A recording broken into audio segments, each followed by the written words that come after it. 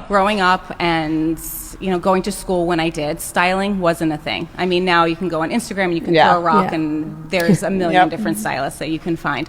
So working in magazines, I was in the editorial department and then found my way into the fashion department, and stylists and fashion editors that were freelance would come in and out of the office, and they'd be traveling to all these amazing places, doing all of these amazing shoots, and I'm like, that's what I want to do. I left the magazine.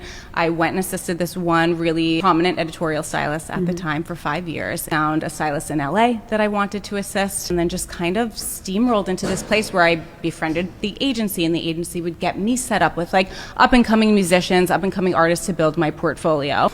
And then there's still in the back of my head is like, well, where are you fitting this athlete and, piece into it? And that's when I got connected with Alex. That's when it just kind of took off, that there's so much interest that athletes have in fashion. Because they need it. Yeah. They need it badly.